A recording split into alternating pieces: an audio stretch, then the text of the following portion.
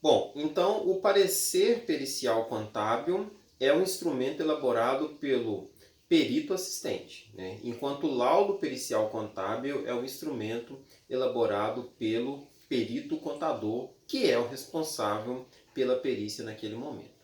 Outra situação que nós devemos estar bem atentos, pessoal, é em relação aos procedimentos de perícia, né? A perícia, principalmente no âmbito judicial, ela precisa cumprir protocolos, né? Primeiro há a nomeação, depois há o planejamento, a retirada do primeiro há a nomeação, depois há a retirada, o planejamento, devolve-se de novo. Tem todo um ciclo e no material disponibilizado esse ciclo ele está bem claro. Então é importante que a gente se atente a esse ciclo, porque caso tenha aí uma situação no qual a Consulplan cobre, né, isso de nós na hora do exame, que a gente esteja bem atento a essas questões, tá? Bom, dito isso, nós temos aqui o ciclo, né, no qual eu tinha me referenciado agora há pouco. Não sei se vai dar para a gente visualizar, né, aí, mas o ciclo é esse aqui. E aí no material de vocês está bem claro e específico. É importante que a gente se atente a isso. Dito isso, nós vamos começar agora a falar da segunda área, né, nobre da contabilidade, que é a auditoria contábil.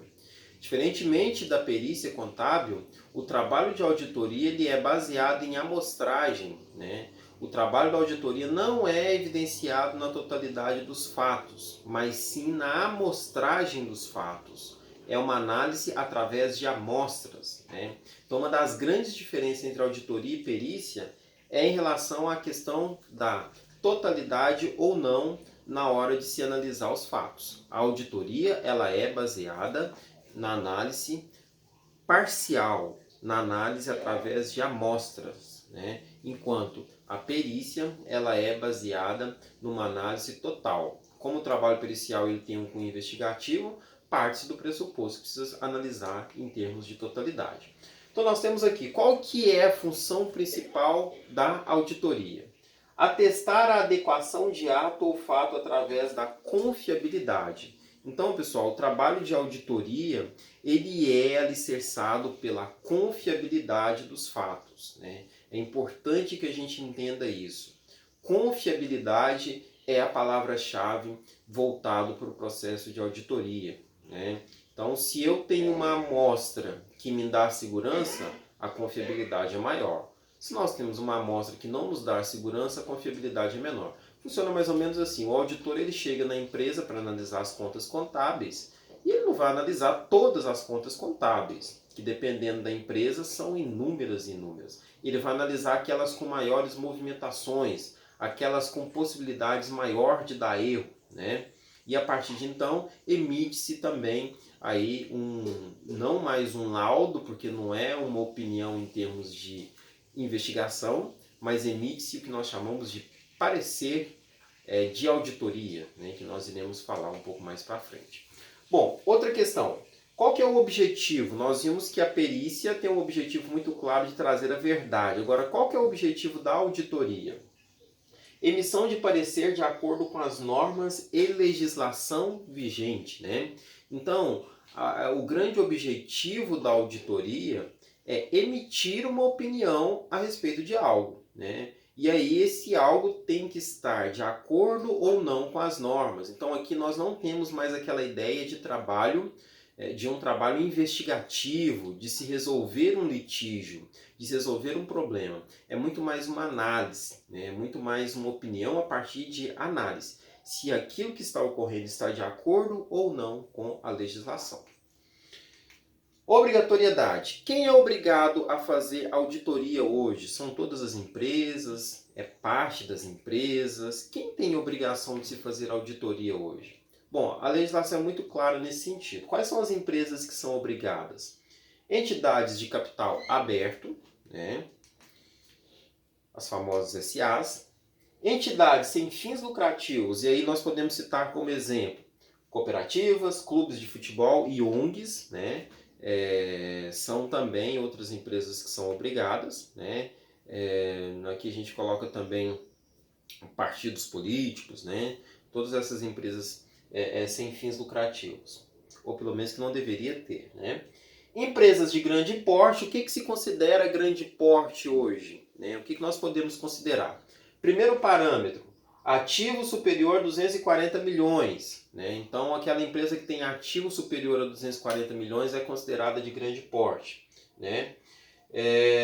Ou receita bruta anual, né, superior a 300 milhões. Então, se o ativo for superior a 240 milhões, é de grande porte, é obrigado a ter auditoria. Né?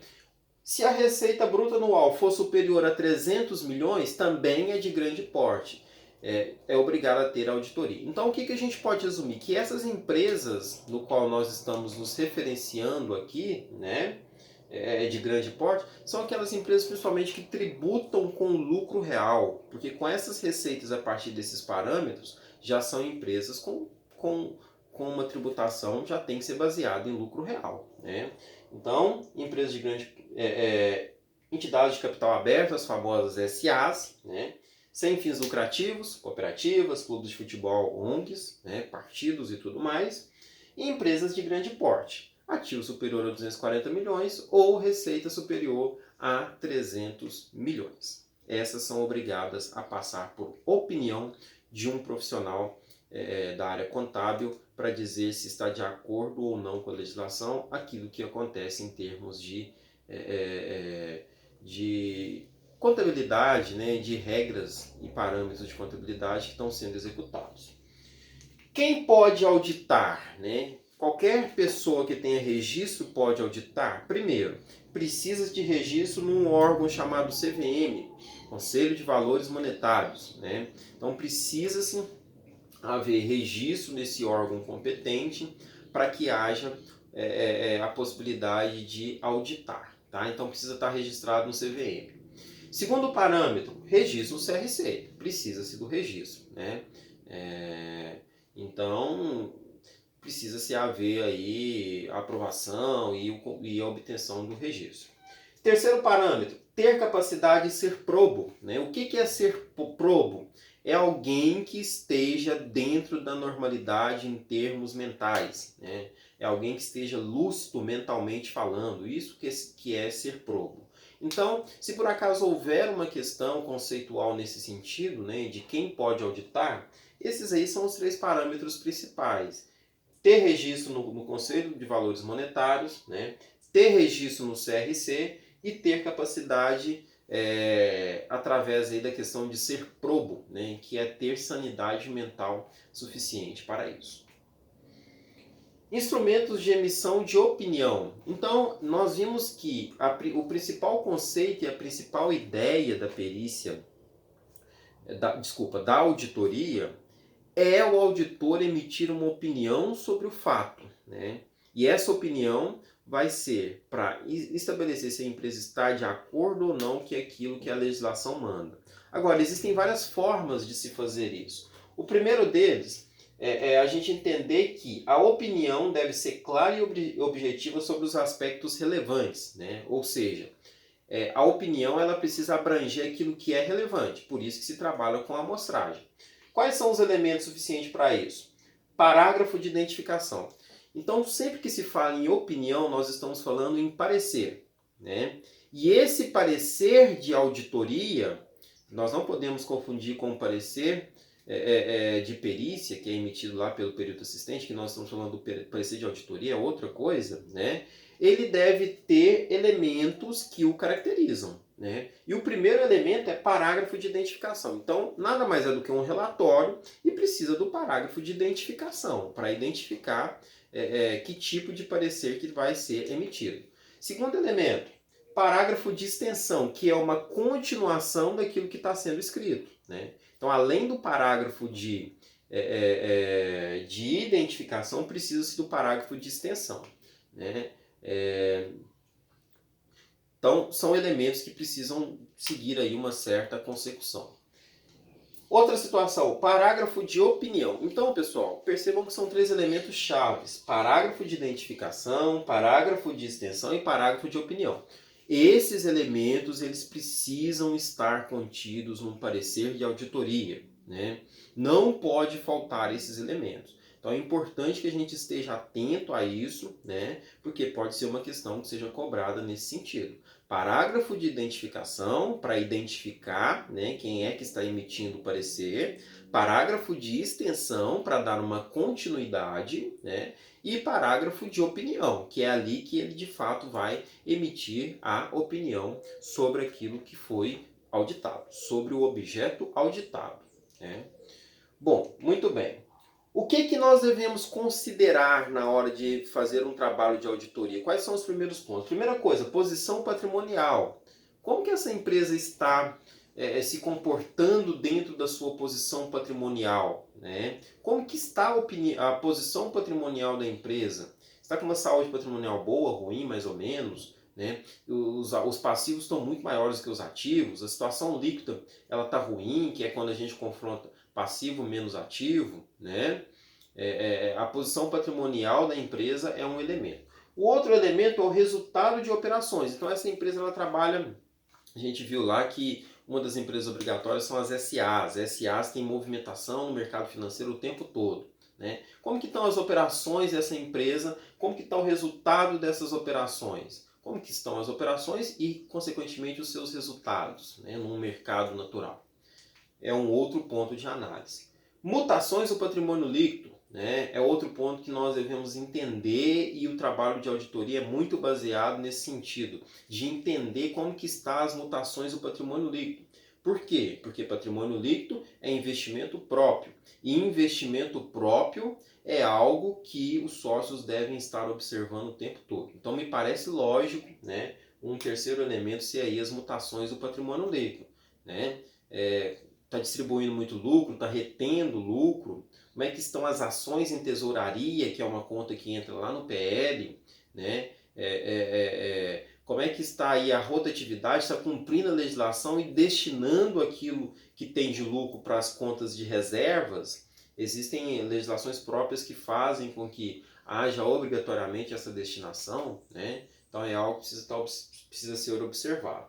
Outro ponto, origem e aplicações de recursos. Nós sabemos que origem e aplicação de recursos está diretamente ligado ao nascer e, posteriormente, condução das operações de toda a empresa, né? Então, os recursos se originam lá no passivo e patrimônio líquido, através de investimento próprio e capital de terceiros, e se aplica lá no ativo. Então, origem de recursos, PL e patrimônio líquido. Aplicação de recursos, ativo. Como é que estão essas questões aí? Qual que é a balança? Será que tem um que está maior, outro está menor, né? Então, origem e aplicações de recursos é um outro elemento. Então, pessoal, percebam que são todos elementos que dizem respeito às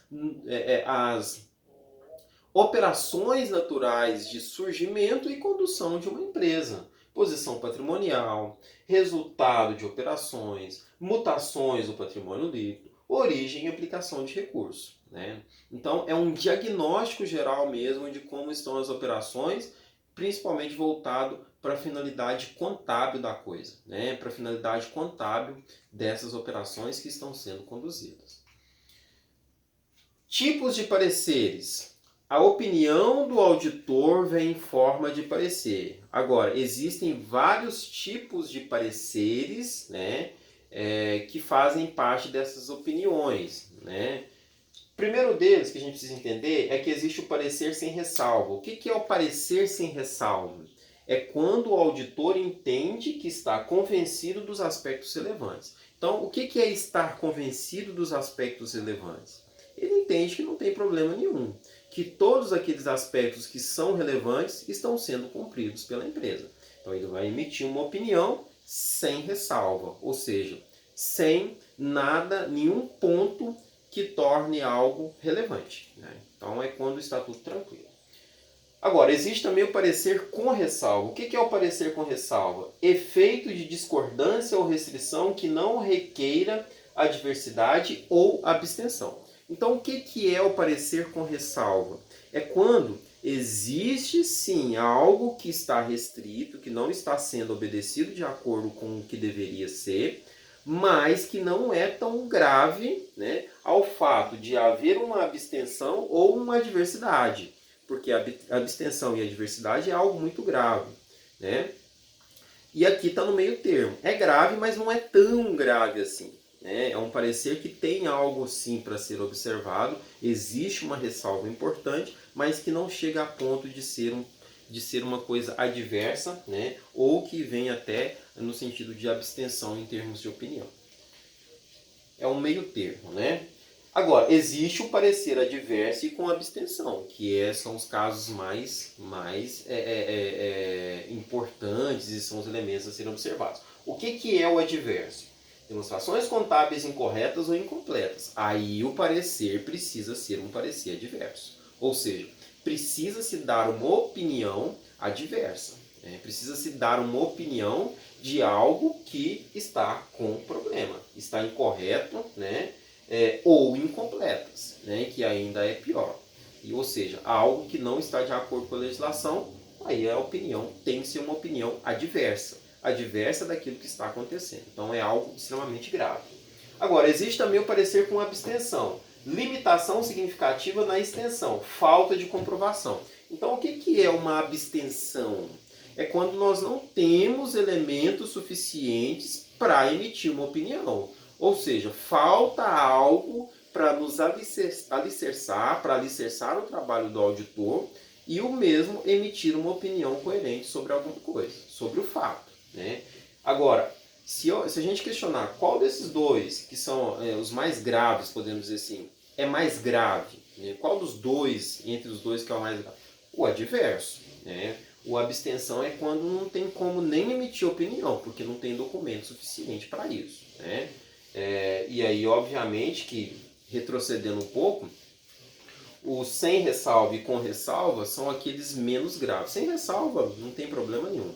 Com ressalva tem um problema, mas é um problema pequeno. Né? Agora, o adverso é um problema grande e a abstenção é quando não é possível nem emitir algum tipo de opinião. Bom, técnicas de auditoria.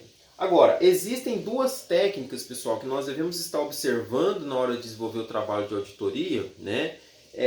Que são importantes. A primeira delas é a técnica de observância. O que é uma técnica de observância? Né? Nada mais é do que uma segurança do procedimento interno. Então, na técnica de observância, o auditor ele vai observar como está sendo executados os trabalhos internos e a partir de então vai tirar conclusões e emitir opiniões baseadas nisso. Então, se o procedimento está sendo conduzido de uma forma não tão bacana assim, né? Aí ele vai fazer, o trabalho do auditor é passar um tempo na empresa, né? Como se fosse uma fiscalização, tirando conclusões de como estão as suas operações. E a técnica de observância, o teste de observância, é a partir da observação sobre aquilo que está sendo ocorrido em termos de procedimentos internos. Agora, o teste de substantivos, evidência, suficiência, exatidão e validade. Diferentemente do teste de observância, o teste de substantivos, né, são aqueles os quais vão nos dar um alicerce maior em termos de opinião. Por quê? Porque eu não estou só observando, né? Eu estou analisando algo, eu estou analisando algo concreto, que são a partir das demonstrações, são a partir dos relatórios, são a partir de situações práticas, como o fechamento do caixa, né? Só um exemplo para a gente entender. Então, passa do campo da observação, porque muitas vezes a observação é extremamente subjetiva, né? Então o teste de observância ele faz isso, ele analisa a partir da observação. Os testes substantivos são aqueles que analisam a partir de algo concreto, né?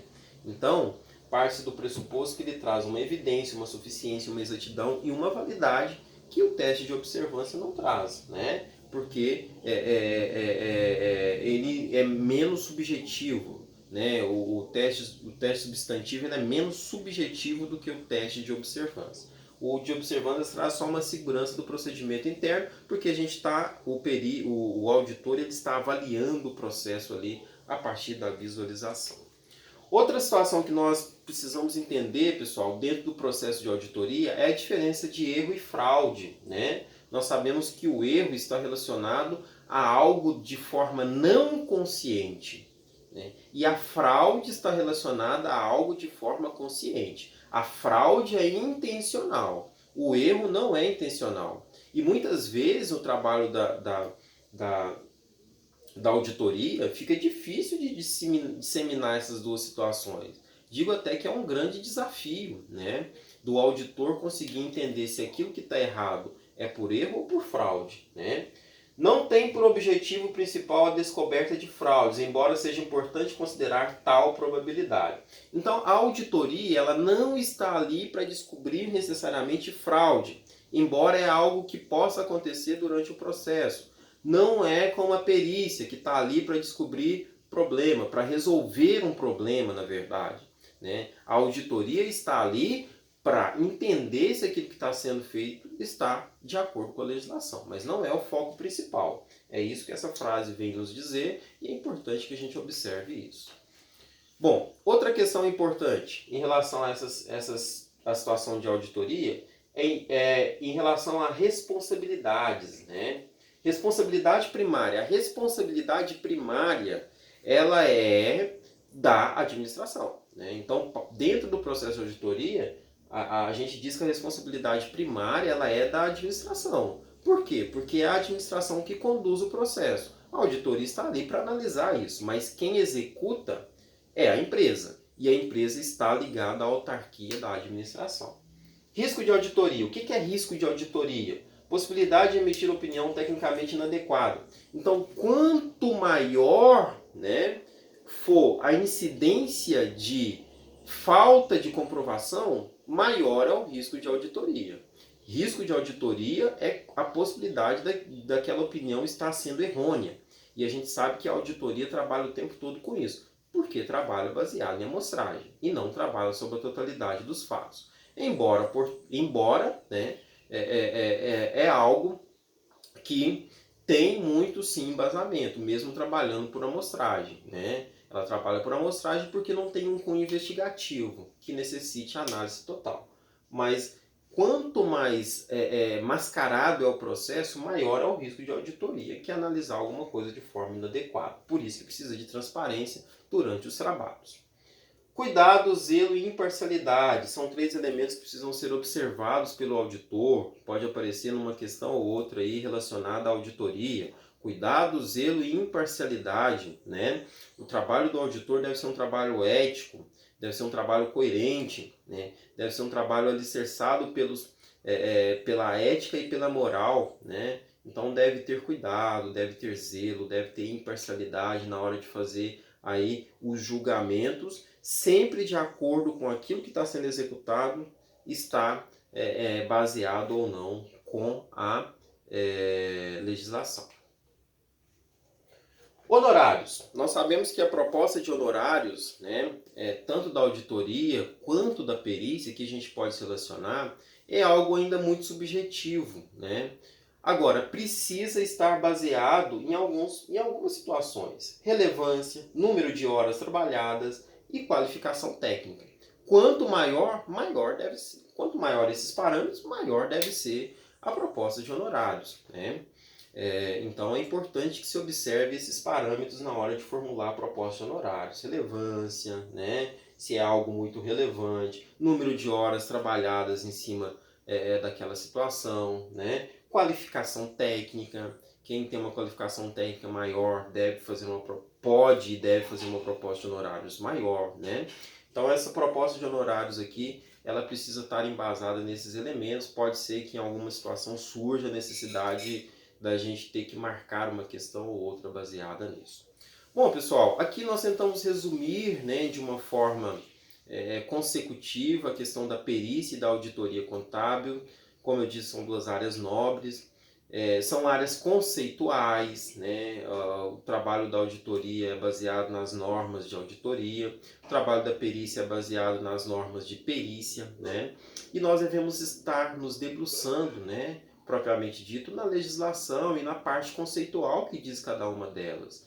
O que se pretendeu trazer aqui à tona foram alguns elementos importantes para a gente estar lembrando disso e para marcar a nossa mente na hora que a gente aí, né, estiver numa situação que precise desses conceitos. São 2 ou 3 questões no máximo de cada uma delas, né?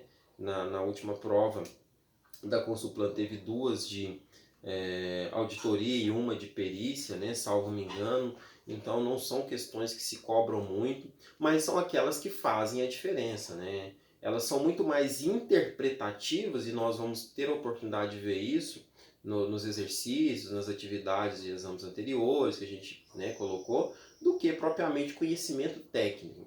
É muita coisa para a gente guardar, a gente não consegue guardar tanto conhecimento técnico.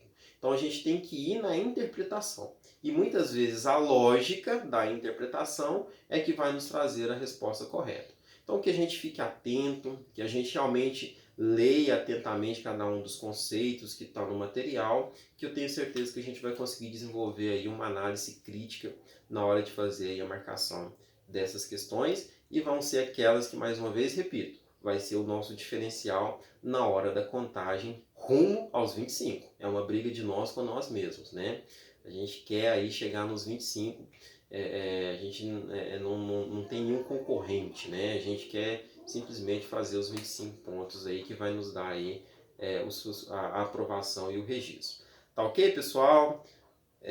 Agradeço a atenção de vocês, de estarem aí acompanhando o vídeo. Espero que seja de cunho produtivo, né, que acrescente algo realmente no nosso estudo e que a gente possa continuar aí utilizando o tempo ao nosso favor em tempos de quarentena, né? Que o tempo que às vezes pode parecer tão ocioso seja o nosso aliado e que a gente possa adquirir cada vez mais e mais conteúdo. Muito obrigado, abraço, até a próxima.